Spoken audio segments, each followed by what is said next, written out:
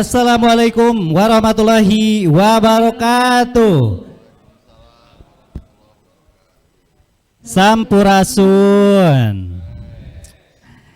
Ya, pemirsa Radar TV dimanapun Anda berada, juga para hadirin yang hadir di studio utama Radar TV. Alhamdulillah pada kesempatan yang berbahagia ini kita bisa berkumpul dalam dialog khusus Pemilu Damai 2024. Selama 1 jam ke depan kita akan berdiskusi seputar tahapan persiapan atau langkah apapun untuk menciptakan pemilu 2024 yang sukses dan damai tentu saja.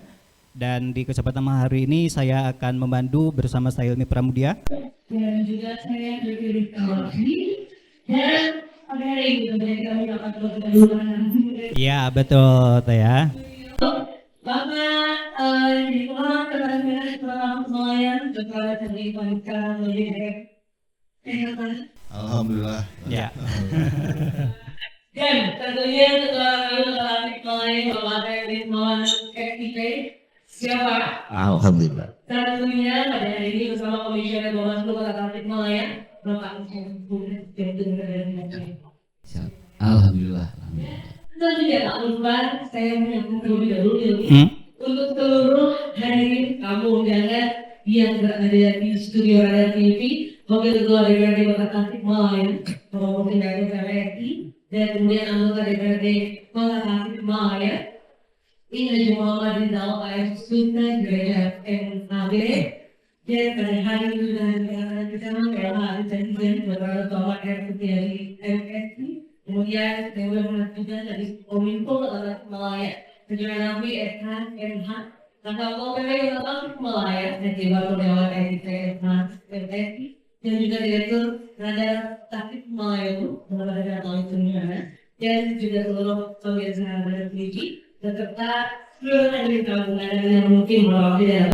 Iya, betul TPP, karena mengingat forum ini dirasa penting ya, karena tinggal menghitung hari loh. Kita tinggal menghitung hari khususnya di Kota Tasikmalaya. Kita juga semalam kita melihat debat terakhir ya, ya. Betul, debat kelima gitu ya, capres gitu, dan tentu di daerah pun kita akan melihat bagaimana persiapan-persiapan yang dilakukan. Ini kan dari ketiga narasumber yang hadir, mewakili pemerintah Kota Tasikmalaya, kemudian dari penyelenggaranya Kang Asep, ya, kemudian dari pengawasnya, komplit gitu ya.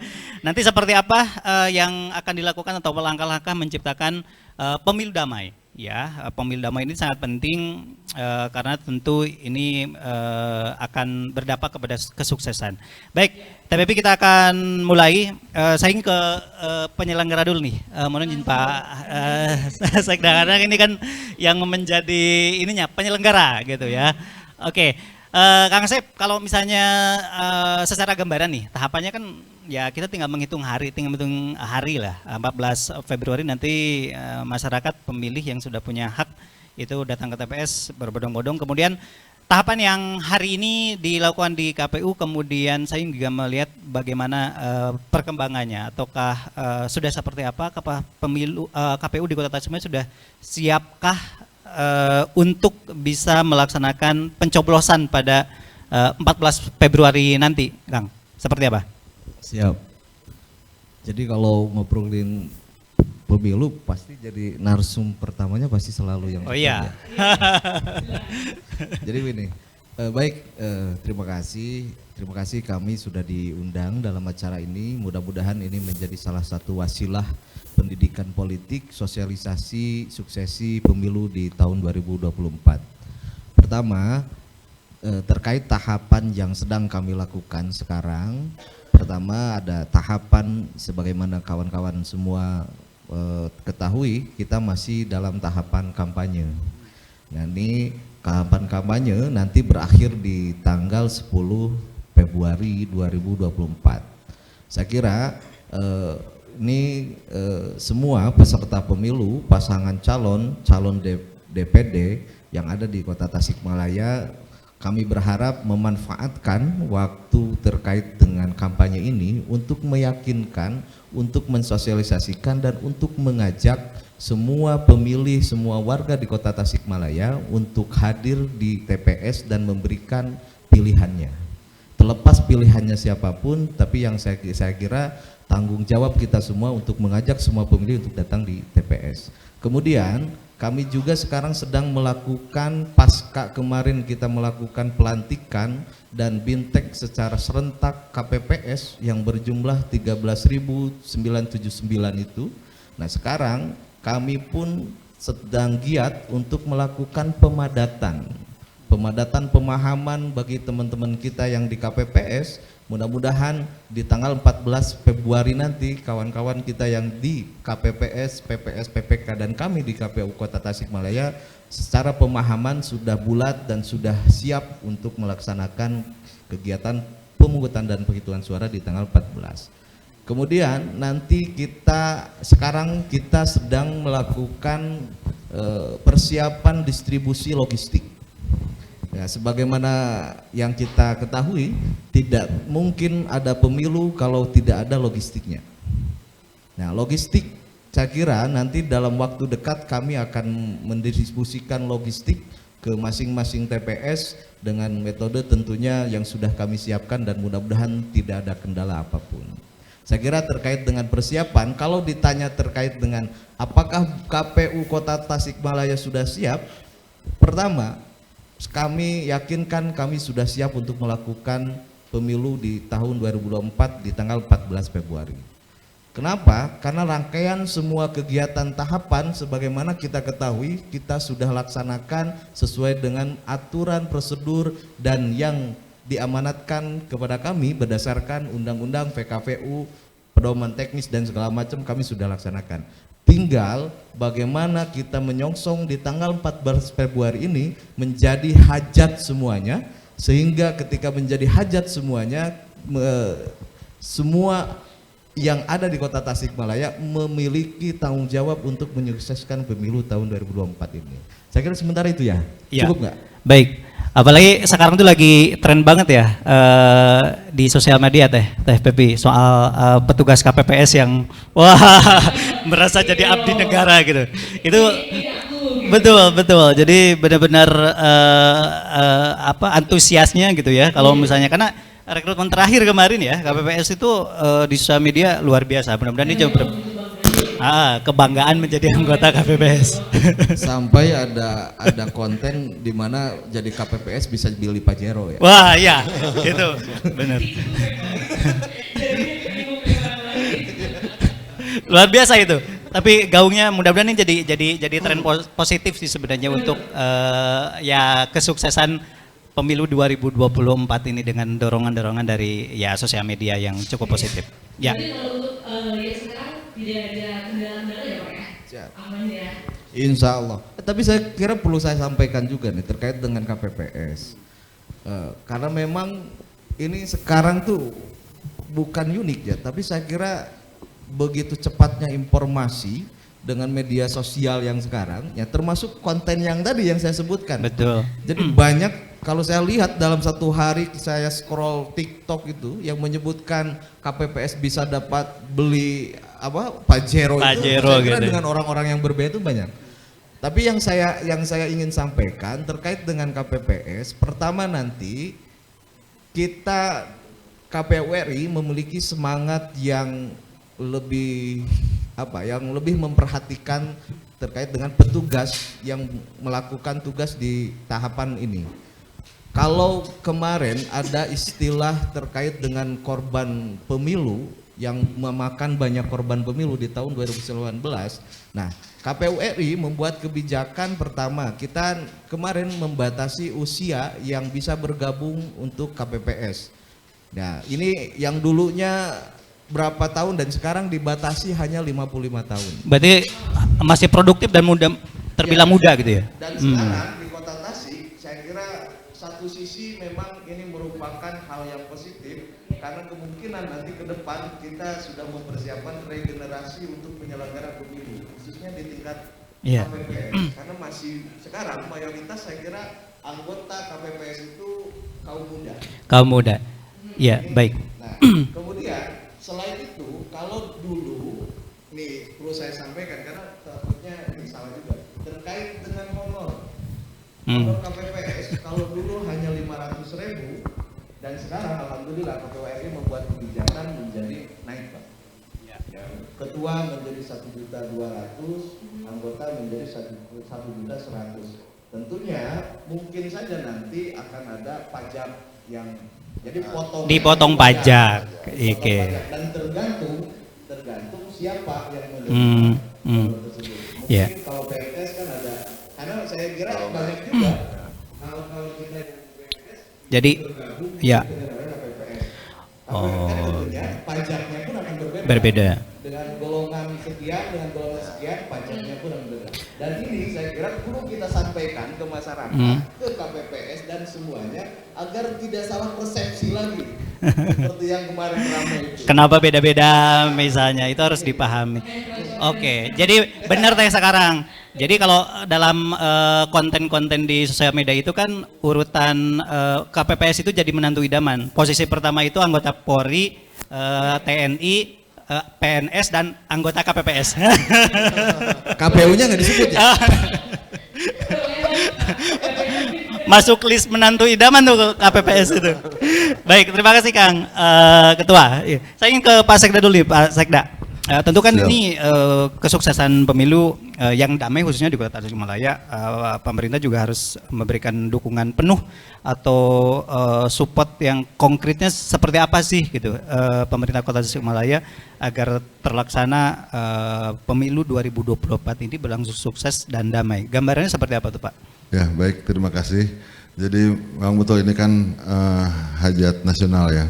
Dan diamanatkan juga di Undang-Undang Nomor 7 2017 tentang pemilu bahwa bagaimana kita semua harus bisa mensukseskan sehingga pemilu ini berjalan dengan lancar, jujur, adil, begitu kan. Nah, ada tugas-tugas pemerintah daerah sebenarnya. Pemerintah daerah juga. Jadi ada bagaimana tugas pemerintah pusat sampai dengan ketika kabupaten kota. Nah, kita juga memiliki tugas untuk bagaimana mendukung, membantu, memfasilitasi sehingga penyelenggaraan pemilu ini bisa berjalan dengan lancar tanpa ada hambatan apa-apa. Nah, salah satunya yang pertama barangkali koordinasi kami dengan KPU adalah terkait dengan data kependudukan, data pemilih. Itu juga hal yang sangat penting. Nah, bagaimana di Sdukcapil, rekan kami di Sdukcapil terus melakukan perekaman KTP, begitu kan, melakukan verifikasi, validasi data kependudukan terkait dengan masyarakat yang memiliki hak untuk memilih pada waktunya. Nah, ini juga kan terus dilakukan. Alhamdulillah progresnya cukup baik dan ini kelihatannya sudah hampir selesai ya Pak Asep ya, sudah hampir selesai kaitan dengan itu sehingga ada kepastian warga masyarakat yang memiliki hak memilih. Nah, itu yang pertama. Kemudian juga kaitan dengan berbagai fasilitas lainnya seperti misalnya kesiapan untuk fasilitas publik mana yang boleh, misalnya sekarang lagi masa kampanye nih, mana yang diperbolehkan, mana yang tidak. Nah, ini juga kan juga fasilitasi dari pemerintah. Kemudian juga kaitan dengan dukungan personil yang dibutuhkan seperti bahwa untuk linmas yang harus dibutuhkan itu sekitar 3.990 linmas yang kita siapkan, diperbantukan ke KPU untuk membantu di pelaksanaan di TPS begitu. Nah, jadi termasuk juga kelancaran distribusi, kemudian juga sosialisasi ke masyarakat yang kita lakukan sehingga masyarakat semakin paham terkait dengan hak dan kewajiban mereka dalam melaksanakan pemilihan umum ini. Dan juga kita berharap pemilihan umum ini betul-betul bisa diikuti semaksimal mungkin oleh warga masyarakat yang memiliki hak pilih kan gitu ya. Jadi termasuk juga kemarin fasilitas-fasilitas yang mungkin kita perbantukan ke KPU gitu. Kemarin juga untuk distribusi, kemarin ada butuh kendaraan tambahan, kita fasilitasi pinjam pakai. Waktu itu Pak PJ Wali Kota menyerahkan langsung, termasuk juga beberapa fasilitas yang kita bisa dipergunakan oleh KPU untuk mensukseskan penyelenggaraan pemilu pada 14 Februari 2024 ini. Support langsung. Jika dari ASN sendiri Pak, untuk memastikan bahwasannya memang seluruh ASN ini netral, untuk memastikan netralitasnya tersebut dengan arahannya seperti apa Pak? Ya, ini juga hal yang penting begitu ya, para teman-teman kami, para ASN ini harus netral karena ini juga selain di Undang-Undang Nomor 7, kemudian juga di Undang-Undang ASN-nya juga mengatur itu, dan ada surat keputusan bersama nih, antara Menpan, Mendagri, BKN, Ketua Komisi ASN dan Ketua Bawaslu terkait dengan netralitas ASN. Nah ini di pemerintah Kota Tasikmalaya, Pak PJ Wali Kota sudah menerbitkan surat edaran tentang netralitas ASN. Ini sudah disebarkan ke semua teman-teman ASN, kemudian juga kita melakukan apel, sudah dilakukan apel gabungan, juga penandatanganan fakta integritas netralitas. Jadi para kepala perangkat daerahnya pada saat itu di hadapan Pak PJ Wali Kota dan saya juga hadir begitu. Kemudian setelah itu ditindaklanjuti di setiap perangkat daerah. Jadi setiap perangkat daerah juga kepada para pegawainya juga melakukan penandatanganan fakta integritas netralitas. Nah itu kan secara formalnya. Nah, kemudian juga ya terus dalam setiap kesempatan kita harus mengingatkan kepada rekan-rekan. Kenapa? Karena mungkin ada hal-hal yang tidak disengaja. Nah ini kan yang juga harus diingatkan ya, tidak disengaja karena biasa teman-teman dalam setiap aktivitas berekspresi lain-lain. Nah ini juga kan jangan sampai ekspresinya itu bisa diartikan keberpihakan. Nah ini juga kan hal yang harus hati-hati begitu, sehingga terus itu harus kita sosialisasikan terus ke rekan-rekan kami begitu. Jadi ini harus kita jaga betul berkaitan dengan netralitas. Memang kalau untuk netralitas itu dalam hal mengawasi gampang-gampang susah ya Pak ya. Iya. Dalam berbagai kehidupan biasanya sudah terbiasa Pak. Ini tugasnya Pak Sekda berat, komandan ASN-nya harus mempelototi ini. Nah itu justru. Ini apalagi ribuan Gampang-gampang ASN. susah. Itu seperti apa Pak? Karena kemarin-kemarin juga ya sempat heboh juga kan. Salah satu Ada beberapa yang nyelonong juga gitu ya. untuk menyikapi yang kayak gitu seperti apa? Karena kan ini juga tidak boleh mengganggu juga gitu Pak. Langkah-langkah atau sikap yang dilakukan oleh Pemkot Tasikmalaya agar juga menjadi pelajaran. Apalagi kan sebelumnya juga mereka sudah menandatangani fakta integritas. Tetap ada yang seperti itu. Itu kan harus dalam artian ditindak atau seperti apa punishment kepada mereka itu. Iya. Ya. Jadi memang kita harus terus mengingatkan ya ke teman-teman karena hal-hal yang mungkin tidak sengaja begitu ya, karena jangan sampai hadir di acara-acara partai atau apa begitu kan. Juga menjaga interaksinya begitu. Jadi untuk sementara ini juga harus dijaga. Kayak misalnya kan mungkin ada keluarganya yang kebetulan jadi caleg gitu kan. Nah kan bagaimana mensikapi itu juga harus bijaksana gitu ya. Jangan sampai jadi nggak sengaja jadi kebawa gitu kan, terpotret ikut dalam aktivitas politik. Nah ini juga kan hal-hal yang harus dijaga betul. Nah kaitan dengan adanya pelanggaran-pelanggaran, mungkin kalau ada pengaduan dan lain-lain, kami menugaskan inspektorat dan badan kepegawaian sumber daya manusia berkoordinasi dengan Bawaslu. Jadi koordinasi dengan Bawaslu, nanti Bawaslu juga akan melakukan pemeriksaan begitu, sehingga nanti rekomendasinya seperti apa dari Bawaslu, apakah ini pelanggaran atau tidak begitu kan. Kalau itu masuk kategori pelanggaran, maka nanti akan ditindaklanjuti oleh inspektorat dan BKPSDM, ada tim dari Pemkot untuk pasti akan mau tidak mau ada hukuman disiplinnya karena ini secara tegas digariskan bahwa ASN itu harus netral kan itu. Baik dari sisi beraktivitas politik langsung maupun juga dalam bentuk pelayanan. Artinya tugas-tugas penyelenggaraan pemerintahannya, tugas pelayanan publiknya juga harus netral. Jadi harus tetap memberlakukan sama kepada siapapun yang membutuhkan pelayanan kepada aparat pemerintah tersebut kan gitu ya. Baik. Saya langsung aja ke Bawaslu gitu ya. Langsung. Udah ada soalnya, udah ada kasus. Iya betul. Karena nanti tadi disebut sama Pak Sekda. Kalau misalnya gambaran sekarang kan udah kampanye kan tinggal di beberapa hari lagi. Tentu kalau misalnya di beberapa kesempatan atau di daerah lain kan memang banyak juga para kontestan pemilu gitu ya, peserta pemilu ini yang juga terjadi pelanggaran atau melanggar gitu aturan. Nah, saya ingin gambaran dulu di Kota Tasikmalaya sendiri selama proses kampanye gitu ya, yang akan berakhir dalam beberapa hari ini. Seperti apa tuh pengawasan dari Bawaslu atau bahkan seberapa banyak laporan-laporan pelanggaran itu misalnya? Gimana, Kang? Ya, terima kasih. Selama di masa kampanye pemilu hari ini, Badan Pengawas Pemilu menemukan beberapa pelanggaran itu kebanyakan terkait dengan perihal administrasi. Perihal administrasi misalnya bahwa kegiatan kampanye itu harus menyampaikan surat pemberitahuan ke Bawaslu ataupun ke KPU dan juga disampaikan ke kepolisian dan begitu. Nah, hal-hal semacam itu sebetulnya yang sering kami terima, dan itu juga sudah kami sampaikan kepada seluruh peserta pemilu untuk diingatkan kembali bahwa apapun kegiatan baik itu terbatas, tatap muka, bahkan rapat umum, harus menyampaikan pemberitahuan ke kepolisian, kemudian tembuskan kepada kami KPU dan Bawaslu. Itu sebetulnya kewajiban yang harus dilakukan oleh teman-teman peserta pemilu, sehingga pada saat terjadi kejadian misalnya kampanye yang tidak ada pemberitahuan, kita langsung cegah.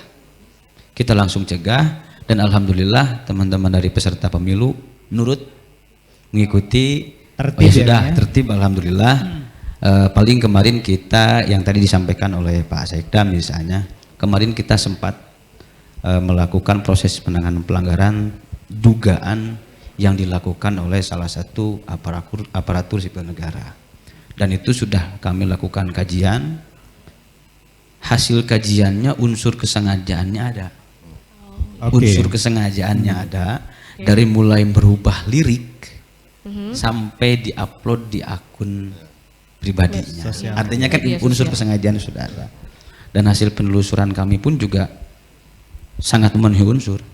Maka kemudian kami rekomendasikan ke Komisi ASN sebagaimana amanat dari keputusan bersama di tahun 2022 antara Mendagri, KASN, kemudian BKN dan juga Bawaslu. Jadi disampaikan ke KASN dan ditembuskan ke Mendagri, kemudian ke pihak pemerintah kota. Nah itu kami menyerahkan karena itu kan masuk di pelanggaran perundang-undangan lainnya. Jadi kami kewenangannya hanya sampai proses dikembalikan lagi ya. Jadi Bawaslu sendiri sebenarnya sudah memutuskan, kemudian memberikan rekomendasi kepada keputusannya nanti mungkin ada di ke pemerintahan ya. Oke. Namun peran dari masyarakat sendiri Pak dalam hal pelanggaran dalam berkampanye, etika dan lain-lain, itu manajemen ataupun sistemnya seperti apa dari masyarakat Pak? Ataupun feedback dari masyarakat dengan pelanggaran-pelanggaran kampanye banyak ini yang di Kota melaporkan nggak, Tasikmalaya Pak, gimana sebenarnya? Pak? Nah yang melaporkan ini tidak secara langsung. Jadi hanya menggunakan via telepon ataupun via WA. Sehingga kami menyarankan, ayo Pak Bu saja ke kami, ke Panwaslu Kecamatan ataupun ke Bawaslu. Kebanyakan itu seluruh masyarakat tidak mau menjadi pelapor. Akhirnya kami tariklah karena ada ruang informasi itu, maka kemudian kami tarik menjadi informasi awal, yang mana informasi awal harus dilanjutkan penelusuran. Ketika kami penelusuran ke lapangan, ternyata masyarakat tidak ada yang mengetahui. Tidak ada yang mengetahui. Ya saya tidak tahu apakah tidak mengetahui ini karena memang dia tanda kutip lah, ataupun misalnya memang betul-betul memang tidak ada kegiatan. Tidak ada kegiatan yang berpotensi pada dugaan pelanggaran.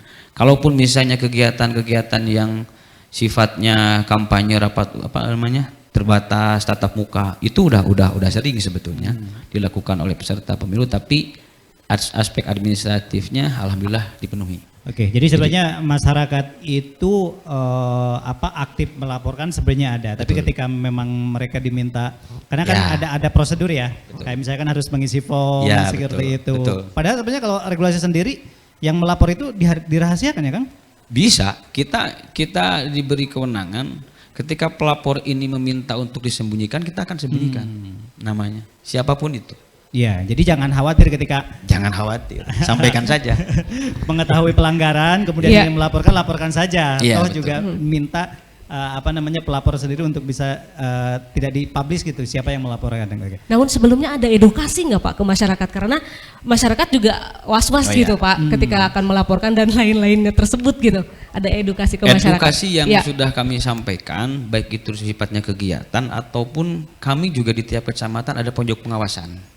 Pojok pengawasan yang dimana itu adalah sarana untuk menyampaikan beberapa pendidikan politik, mana yang boleh dan mana yang tidak boleh. Bahkan kami dari Bawaslu Republik Indonesia diberi kepercayaan, kami tidak hanya pojok pengawasan yang sifatnya di kantor, tapi juga kami diberi kepercayaan dari Bawaslu RI, diberi mobil keliling pojok pengawasan. Diberi kepercayaan itu kemarin misalnya di setiap momentum-momentum kegiatan kampanye misalnya, kita hadir di sana. Kita hadir di sana untuk menyampaikan kepada masyarakat terkait dengan beberapa aspek regulasi ataupun misalnya kepemiluan ataupun juga kami mengajak terkait partisipasi pengawasan. Karena berbicara pengawasan, kalau hanya mengandalkan secara kelembagaan, kita secara SDM terbatas. Ya.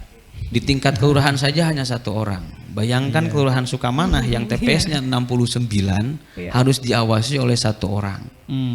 Dan PTPS pun nanti juga akan fokus di TPS-nya pengawasannya. Jadi partisipasi masyarakat Betul. inilah yang diperlukan gitu Betul. ya. Jadi kami mengharapkan dari masyarakat kontribusi aktif dan juga kontribusi partisipasi dalam hal pengawasan. Oke, baik.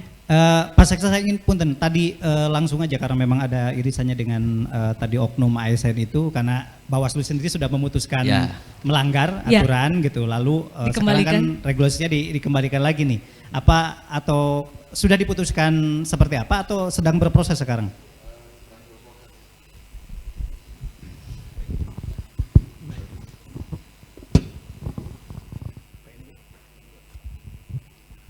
Sedang diproses di BKPSDM karena sudah ada informasi dari Bawaslu bahwa ini pelanggaran, sehingga sedang kita proses. Jadi BKPSDM sudah dibentuk tim dan sudah dilakukan pemeriksaan kepada yang bersangkutan. Jadi sudah di BAP begitu, timnya ada dari inspektorat juga, dari BKPSDM.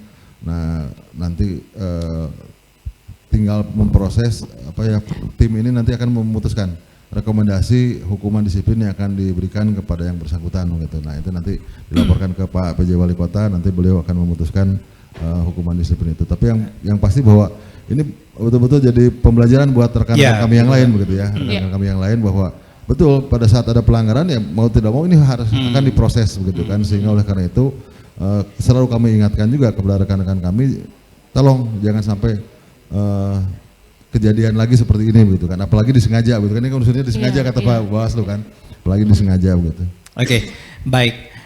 Saya ingin ke ketua. Ini ketua terkait dengan DPT atau misalnya tadi kan Pak Sekda juga menyinggung terkait dengan pemerintah terus mengupdate sendiri untuk bisa nanti memastikan daftar pemilih tetap itu bisa menyalurkan hak pilihnya. Kalau misalnya terkait dengan regulasi itu, apakah sudah final sekarang jumlahnya, kemudian berapa, dan kira-kira nanti juga partisipasi yang diinginkan upaya dari KPU untuk bisa masyarakat hadir di TPS itu seperti apa, Pak Ketua? Siap, terima kasih. Terkait dengan DPT, DPT itu kan kita menetapkan DPT itu per bulan Juni 2023 kemarin dengan jumlah total 538.324. Jadi 538.324. Nah, itu kita tetapkan di bulan Juni 2023 kemarin. Kemudian terkait dengan perekaman, saya kira karena penduduk ini bergerak terus, kita tidak bisa pastikan apakah hari ini sudah selesai atau belum.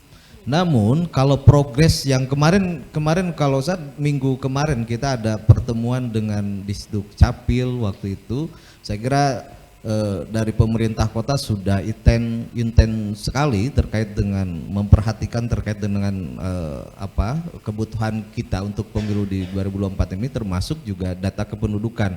Nah, dari hasil yang disampaikan oleh Disduk Capil waktu itu, kita sudah 90% sudah melakukan perekaman semua. Artinya yang kemarin terdaftar dalam DPT dan belum melakukan perekaman, nah saat ini pada kemarin ini kita sudah 9 sedikit lagi lah untuk sampai ke sebulan Nah, sehingga kalau pertanyaannya terkait dengan bagaimana terkait dengan partisipasi masyarakat terhadap di pemilu tahun 2024. Kami perlu sampaikan semua tahapan ini tidak mungkin bisa kami laksanakan, tidak mungkin sukses jika tidak melibatkan semua stakeholder yang ada, termasuk dari pemerintah dan masyarakat secara umum. Bahkan tidak mungkin bisa kami sosialisasikan secara maksimal kalau tidak ada peran media. Nah, kemudian termasuk hal dalam bagaimana pemilih datang ke TPS nanti yang diukur ada partisipasinya. Kawan-kawan, saya kira kami berpikir kalau terkait dengan partisipasi ini, kalau 2019 itu kita di angka 87, sekian persen, nah sekarang Pak PJ, Pak Sekda dengan pemerintah kota berharap kita di tahun ini mencapai angka 90%. Wah.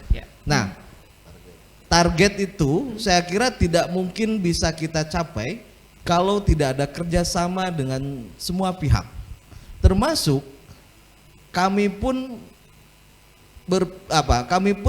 berpendapat kalau peran dari peserta pemilu itu sendiri juga sangat penting untuk meningkatkan meningkatkan partisipasi masyarakat pada prosesi pemilihan itu.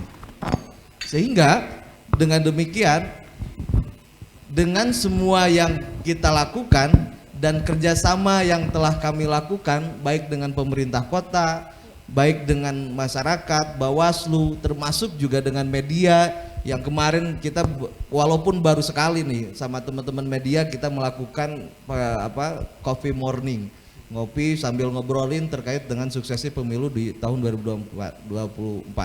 Nah, dengan kerjasama ini, termasuk juga dengan kerjasama dari pihak kawan-kawan peserta pemilu, saya kira yang terus mendorong, mengajak masyarakat untuk datang ke TPS, terlepas yang diajaknya harus memilih siapa, tapi saya kira ketika masyarakat datang ke TPS dengan ajakan dari siapapun, dengan tanpa embel-embel apapun, nah inilah yang akan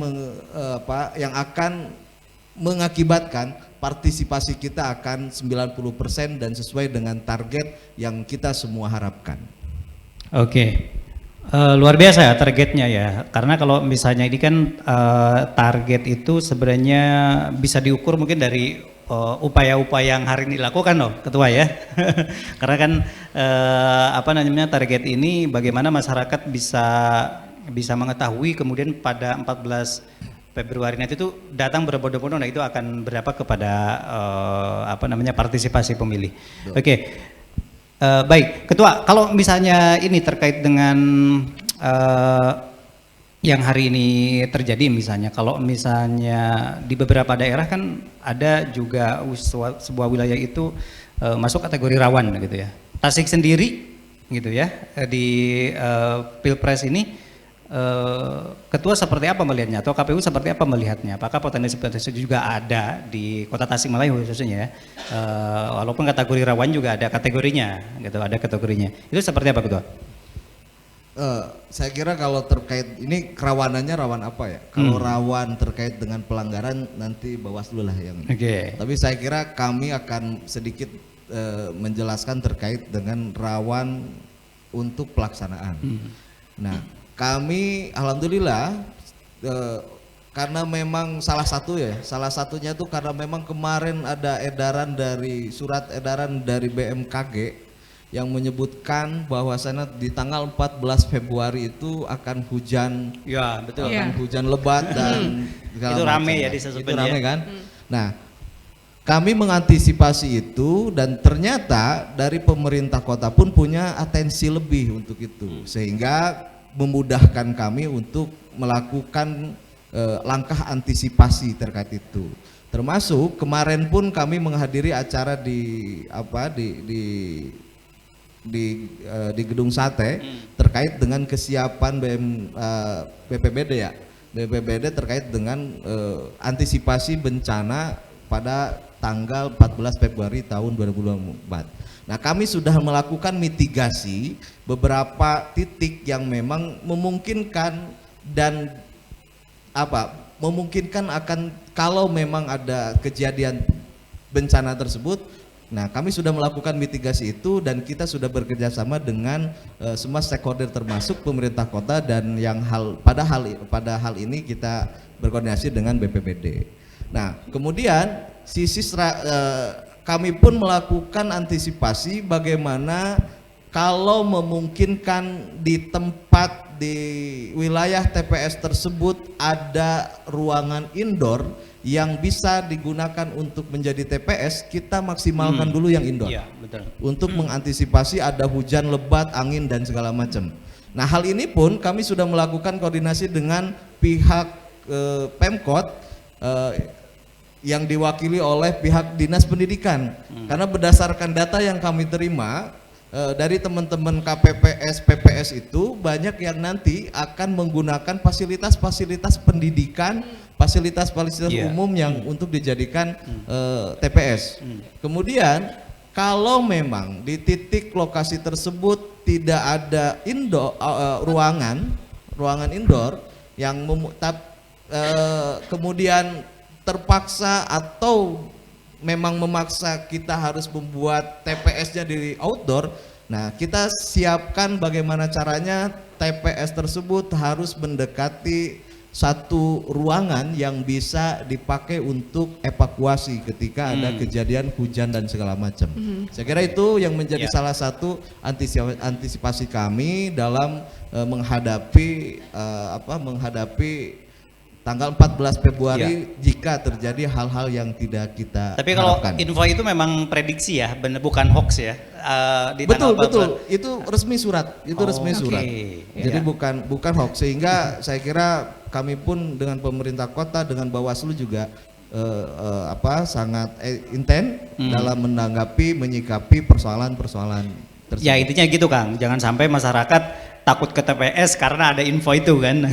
Jangan sampai seperti itu. Makanya antisipasinya dengan menyiapkan tadi kerjasama dengan kalau yang bisa dilakukan TPS-nya di indoor ya lebih aman di situ. Saya nyambung aja ke Bawaslu Kang Ceng ini tadi terkait dengan kerawanan kan kalau ya kerawanan misalnya dalam hal tadi disampaikan ke KPU dalam misalnya dalam situasi misalnya atau cuaca. Kalau yang saat ini misalnya di Kota Tasikmalaya terkait pemilu ini, kerawanan apa yang dilihat atau dipotret oleh Bawaslu gitu, khususnya di Kota Tasikmalaya? Terima kasih. Terkait dengan kerawanan pemilu, memang Bawaslu diberi tugas untuk upaya pencegahan, yang diantaranya kita harus menyusun indeks kerawanan pemilu. Untuk Kota Tasik ini peringkat ke-7 seprovinsi Jawa Barat. Peringkat ke-7 dari Provinsi Jawa Barat, seprovinsi Jawa Barat. Kemudian indikatornya itu dari mulai sosial politik, kemudian kontestasi itu juga menjadi bagian daripada indeks kerawanan pemilu. Nah, kemudian pun juga kami terakhir mendapatkan surat edaran untuk pemetaan TPS rawan sebagaimana tadi yang disampaikan oleh Pak Asep. Misalnya adakah TPS rawan yang memang ini rawan bencana. Kemudian yang selanjutnya kerawanan TPS itu juga kami tidak hanya indikator di bencana, tapi juga adakah lokasi TPS yang di situ punten ada pemodal politik. Nah, itu juga kami petakan. Rawan dalam hal itu. Nah, gitu kira-kira begitu. Kemudian juga kami melakukan pengawasan, memetakan potensi TPS yang memang potensi tadi ada politik uang misalnya. Karena di masa tenang ini juga perlu disampaikan amanat dari Perbawaslu 7 2022 pada masa tenang dan hari pemungutan suara. Proses pelaporan dugaan pelanggaran tidak berbatas waktu. Mau jam 10 malam juga kami diterima. Oke. Jadi masa tenang sampai hari pemungutan dan penghitungan suara ini itu tidak ada waktu. Kalau hari ini kan ada waktu. Nanti 24 jam berarti. Nah, kalau besok masa tenang begitu ya. dan pemungutan 24 jam. Gadang terus nih Bawaslu. Nah, karena tadi siap-siap. betul. Karena di hari tenang ini juga kami akan melakukan patroli pengawasan anti politik uang misalnya. Karena yang namanya serangan fajar, serangan subuh, duha, duhur itu pasti ada itu. Pasti ada itu. Dalam berbagai macam. Nah, berbagai macam cara lah. Iya. Maka kemudian itu kami akan lakukan patroli pengawasan dan juga teman-teman PTPS sejak tanggal 11 kita akan melakukan koordinasi dengan KPU sampai ke bawah, sampai ke KPPS, terkait dengan persiapan pemungutan suara. Oke. Kira-kira itu. Kang Ceng, kalau misalnya di Kota Tasikmalaya ngobrolin soal kerawanan Betul. terkait dengan tadi apapun namanya mau serangan pajar, Iya. serangan siang, bolong segala macam, itu ada nggak sekarang misalnya? Ada, itu tinggi. Oh, Masih tetap Itu tinggi ya? Iya tinggi, karena berkaca Tinggi. ke pengalaman 2019. Oke. Nah, Oke. 2019 itu kan isunya luar biasa itu. Oke. Kang, kalaupun Betul. salah satu bentuk pelanggaran tersebut di hari-hari tenang tersebut masih tetap ada, Kang. Betul. Apakah pelaporannya masih dalam bentuk foto kah? Baik foto. Dan kemudian menetralisirnya dalam artian seperti ini, Kang. Saling serang antar caleg itu kan tinggi juga ya, Kang ya? Ya, betul. Tidak hanya pelanggaran tersebut. Ada yang mungkin itu fitnah dan lain-lain gitu maksudnya. Itu dalam hal untuk menyaringnya seperti apa, Kang? Nah, maka kemudian kami dalam proses penanganannya kita tadi ketika ada orang melaporkan itu kan ada ketentuan yang harus ditempuh. Harus ada saksi. Saksinya pun juga harus saksi fakta, bukan saksi ecek jeung ecek. Karena kalau menurut si A si B itu gak bakalan ketemu.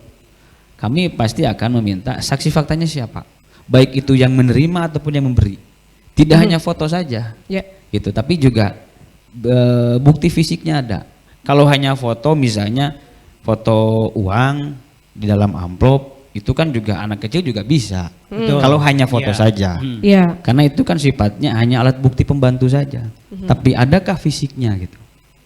Bahwa uang itu digunakan untuk tadilah mengajak kepada pemilih mengarahkan kepada salah satu di masa tenang kan misalnya begitu. Oke, ya karena ini kan Bawaslu harus jeli benar-benar Betul. dalam Iya. Betul.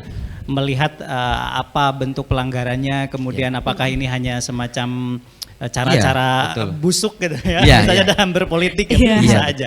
Tapi Oke. cara-cara halus memang berbagai macam cara juga, terutama kepada pemilih pemula. Ya, betul. Nah, Itu oke. mungkin Ya, sistemnya. baik. Saya ingin ke Pak Sekda. Pak, ini kan tadi target KPU partisipasi cukup tinggi juga ini ya, dan mudah-mudahan bisa goal gitu. Nah, upaya-upaya dari pemerintah sendiri untuk bisa menggolkan target ini gitu, itu seperti apa selain sosialisasi dan segala macam?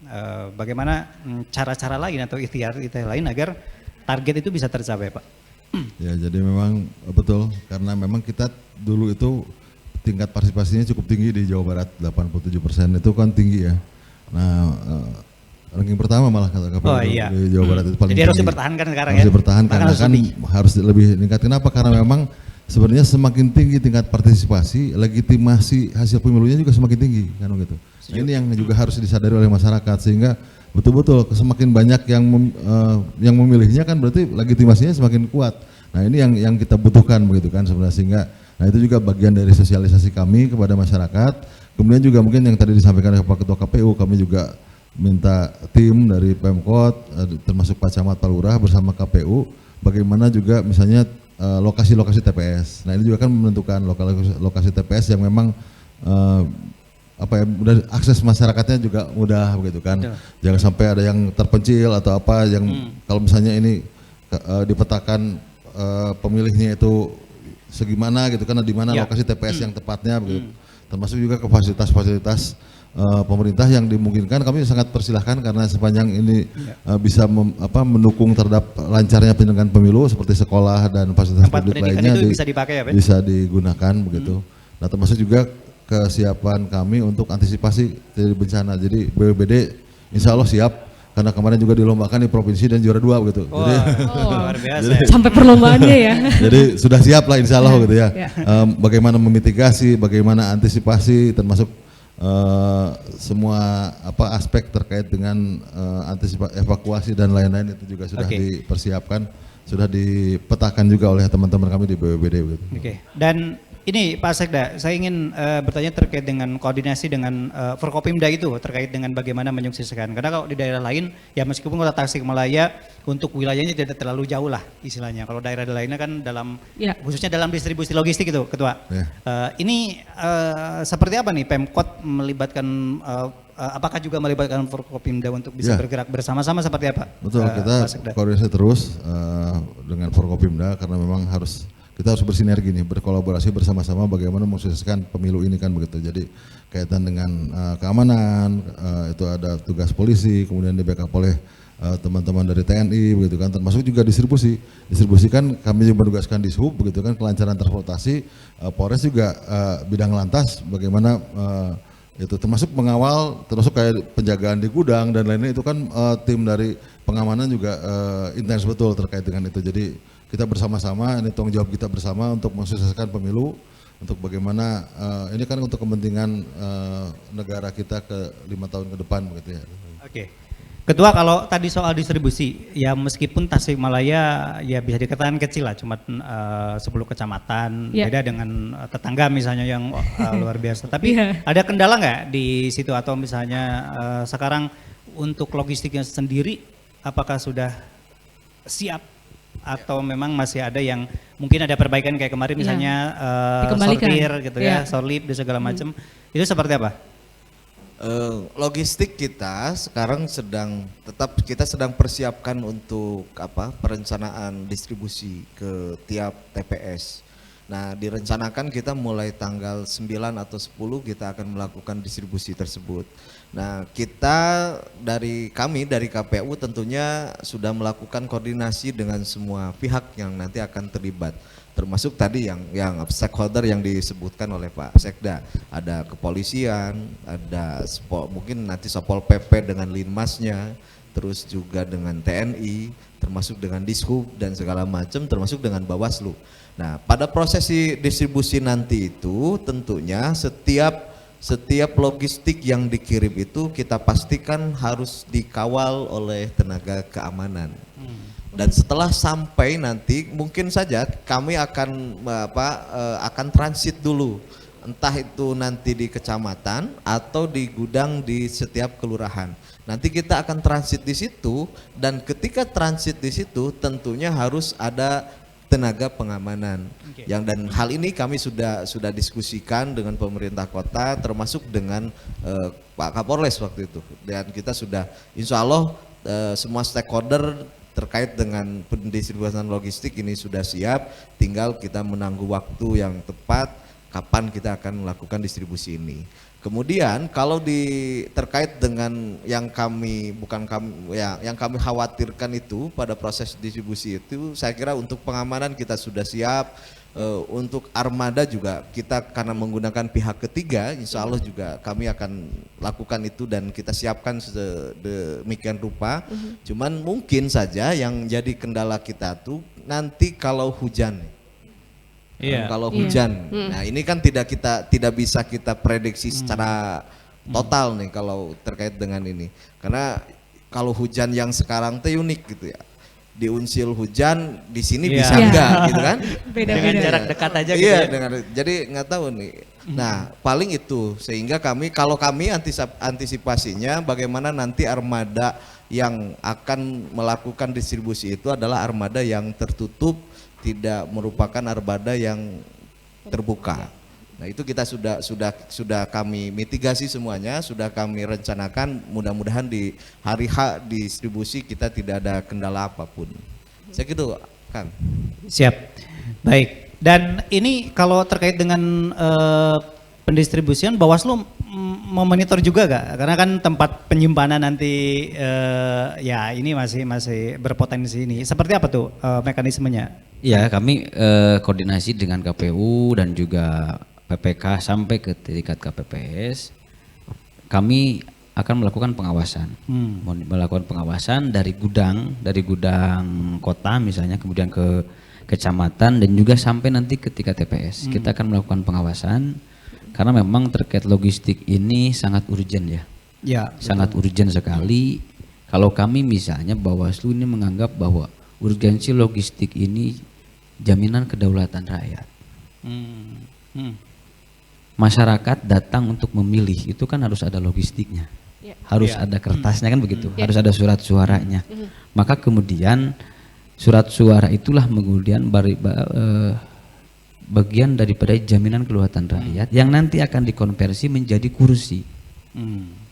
Kemudian yang kedua, memang logistik ini sangat penting untuk diawasi terkait dengan produk hukum hasil pemilu. Logistik itu. Misalnya, mudah-mudahan Kota Tasik tidak ada karena tidak ada pengalaman lah ya. Pengalaman 2019 misalnya di kabupaten kota lain ada yang melakukan PHPU ke Mahkamah Konstitusi. Perselisihan hasil pemilihan umum yang mana MK itu terkadang meminta membuka kotak suara. Nah, artinya bahwa logistik ini bagian dari produk hukum yang memang harus betul-betul dilakukan pengawasan, sehingga jangan sampai terjadi kejadian di kabupaten kota lain itu ketika dibuat kotak suara, di dalam kotak suara tidak ada kertas selembar pun. Itu pernah kejadian, tapi bukan di Kota Tasik. Aman Kota Tasik itu selalu kondusif. Jangan sampai. Tapi di luar. Nah, inilah Serem. kemudian yang harus diperhatikan oleh termasuk juga oleh masyarakat, harus betul-betul nanti misalnya pada saat di TPS itu ada pemantau, itu juga harus mengetahui, kemudian juga nanti saksi partai politik kan juga akan menyaksikan, memantau proses di TPS, proses itu. Nah, jadi logistik ini sangat penting bagi kami. Dan yang ketiga, logistik ini urgensinya adalah konten yang sangat real, hasil pemilu. Jadi secara materialnya ini sangat objektif, karena warga masyarakat yang langsung memilih sendiri. Sehingga tentu pada saat proses nanti penghitungan suara, dalam proses penghitungan suara ini kami akan lakukan pengawasan semaksimal mungkin. Jangan sampai pada saat penghitungan suara ini nanti ada upaya-upaya yang mungkin itu akan mengganggu proses penghitungan. Bisa saja itu, bisa saja terjadi. Pada saat menghitung misalnya ada petugas KPPS yang sedang menyebutkan, tiba-tiba ada intimidasi. Nah, itu juga kami antisipasi. Di lapangan. Ya, adalah di lapangan itu ada saja sebetulnya problem-problem seperti itu, yang memang itu yang harus dimitigasi dari sekarang. Tentunya tadi kan dengan pihak keamanan gitu, kemudian KPPS, ya nanti kita akan kerja kolaborasi lah, kira-kira begitu Pak Asep ya. Di lapangan itu. Baik. TPP ini sebelum nanti kita terakhir juga ada deklarasi pemilu damai. Betul. Gitu ya, yang nanti akan dibacakan oleh ketua KPU.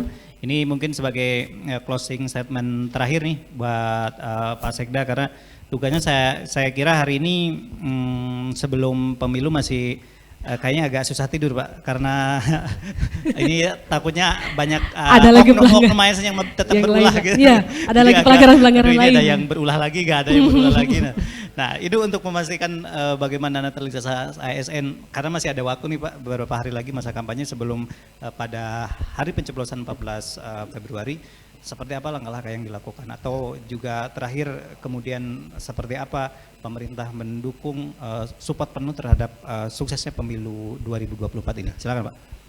Izin mungkin saya juga menambahkan kaitan dengan dulu sempat kejadian kan petugas KPPS yang sakit ini. Nah, ini juga kita siapkan petugas medis, termasuk fasilitas kesehatan juga kita siapkan pada saat itu 24 jam. Standby di situ ya Pak Sekda. Semua. Jadi yang mudah diakses sehingga cepat mengantisipasi itu kalau misalnya ada hal-hal yang tidak diinginkan, ada anggota KPPS yang sakit dan lainnya, itu segera, dan petugasnya kita standby. Ini ada sekitar 800 lebih petugas yang kita siapkan pada saat itu. Nah, kemudian juga kaitan dengan kami, termasuk dengan rekan-rekan kami para ASN, pertama barangkali kami ingatkan bahwa sebagai ASN kita wajib mensukseskan pemilu ini. Wajib mensukseskan pemilu. Nah, artinya apa? Artinya bahwa teman-teman juga harus mensosialisasikan kepada masyarakat agar menggunakan haknya pada waktunya, kan begitu. Tapi jangan mengajak ke mana-mana, cuman hadir pada waktunya di TPS, kan begitu. Kemudian juga gunakan haknya sebaik-baiknya sehingga ya partisipasi bisa meningkat. Kemudian juga tolong jaga, jadi jaga semua aktivitas kita, aktivitas di medsos, aktivitas di urusan selfie dan lain-lain begitu ya, itu juga tolong dijaga. Jangan sampai terindikasi bisa diartikan bahwa ini ada keberpihakan ke salah satu calon atau satu partai politik. Ini harus betul-betul dinetralkan. Tapi yang pasti bahwa saya minta semua ASN itu betul-betul mensukseskan pemilu ini dengan cara berpartisipasi, menggunakan hak pilihnya pada waktunya di TPS-nya masing-masing, dan mengajak keluarganya, saudaranya untuk juga sama-sama memberikan hak suaranya pada waktunya di TPS, sehingga angka partisipasi kita bisa terus kita jaga tinggi begitu, bisa mencapai target 90%, dan ini tentunya legitimasinya juga akan semakin meningkat. Nah itu barangkali harapan kami, dan juga kaitan dengan bagaimana hal-hal yang sifatnya mendukung terhadap suksesnya penyelenggaraan pemilu, kami insya Allah siap. Jadi kami terus berkoordinasi dengan KPU, dengan Bawaslu, termasuk dengan Forkopimda. Kalau ada hal-hal yang sifatnya darurat, emergensi, nah ini kita harus siapkan gitu. Kayak misalnya ada TPS yang tiba-tiba tidak bisa digunakan, nah kan antisipasinya harus bagaimana, ini kan harus segera.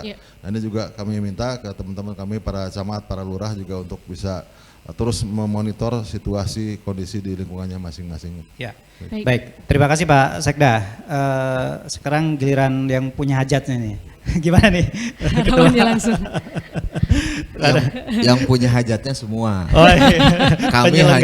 Kami hanya ditunjuk jadi panitia. Ya, WO-nya kalau. Oh-nya ini. Gimana? Silakan. Pemilu merupakan hajat semua orang, dan penyelenggaraan pemilu bagaikan permainan orkestra, di mana semua alat musik yang berbeda-beda jumlahnya mau sekian banyak pun, ketika memainkan mengikuti irama yang sudah ditentukan, ini akan menghasilkan lagu yang enak dan saya kira bisa menyejukkan hati. Begitu juga dengan pemilu. Pemilu ini merupakan hajat negara kita, di mana kalau semua pihak memerankan perannya masing-masing, maka kesuksesan pemilu ini bukan omong kosong, tapi satu hal yang pasti kita akan capai. Kemudian tanggal 14 Februari ini bukan hanya hari kasih sayang, tapi juga hari kasih suara. Dan pada tanggal 14 Februari nanti ini merupakan hari penentuan nasib bagi partai politik, penentuan nasib bagi perorangan yang menjadi caleg, nasib bagi pasangan calon presiden dan wakil presiden, dan tentunya di tanggal 14 Februari ini menentukan nasib bangsa kita 5 tahun ke depan.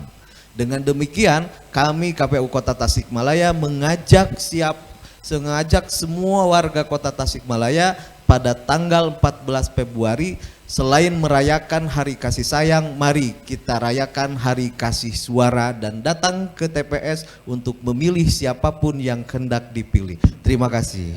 Baik, luar biasa ya. Kasih sayang ya Bapak. Benar 14 Februari ya. 14 Februari tidak hanya kasih sayang, tetapi hari kasih suara. Kasih suara. Luar biasa. Itu jadi tagline khusus ini, jadi tagline khusus. Kata Pak Sekda kayak gitu. Dua-duanya ini momennya luar biasa. Mudah-mudahan bisa meningkatkan partisipasi pemilih. Pak Ceng terakhir ya, ini kan tentu punya tugas yang berat juga nih. Bagaimana dan ujung-ujungnya adalah menciptakan pemilu damai ini. Seperti apa dari Bawaslu Kota Tasikmalaya agar Kota Tasikmalaya, kota kita tercinta ini bisa menyelenggarakan pemilu yang damai. Kemudian tadi juga kata Pak Sekda melegitimasi bahwa kita dengan target yang itu juga sangat baik gitu Kota Tasikmalaya ini dalam pelaksanaan pemilu. Silakan. Tentu target untuk pemilu 2024, target 90% misalnya tadi yang sudah disampaikan, tentunya kami sangat mengapresiasi, tetapi juga kami sampaikan kepada seluruh warga masyarakat untuk tidak perlu takut jika ada potensi-potensi dugaan pelanggaran, segera sampaikan kepada kami dan nanti kita akan lakukan penindakan. Kenapa? Karena potensi hari tenang dan hari pemungutan suara ini sangat tinggi dan perlu diantisipasi bersama, sehingga harapan kami adalah warga masyarakat itu datang ke TPS murni pilihan masing-masing tanpa ada dorongan embel-embel baik itu material ataupun apapun. Jadi harapan kami datanglah ke TPS dengan penuh kejujuran, dengan penuh ketenangan, kedamaian. Jangan datang ke TPS karena ada baik itu embel-embel, misalnya ada ya imbalan, tetapi sampaikanlah suara itu di TPS sesuai dengan pilihannya masing-masing. Kira-kira seperti itu. Oke, baik, sudah cukuplah saya Teh ya. Ya. Bagaimana tadi seluruh instrumen dalam menyukseskan pemilu ini mudah-mudahan akan segera terwujud, karena yaitu tadi tinggal beberapa hari lagi pada tanggal 14 Februari kita sama-sama menyukseskan dan melaksanakan pemilu ini, kemudian menyukseskan pemilu yang damai. Dan terakhir TPP di segmen ini nanti kita akan melaksanakan deklarasi pemilu damai yang akan dipandu oleh Ketua KPU Kota Tasikmalaya. Kita dengar dan ikuti bersama-sama.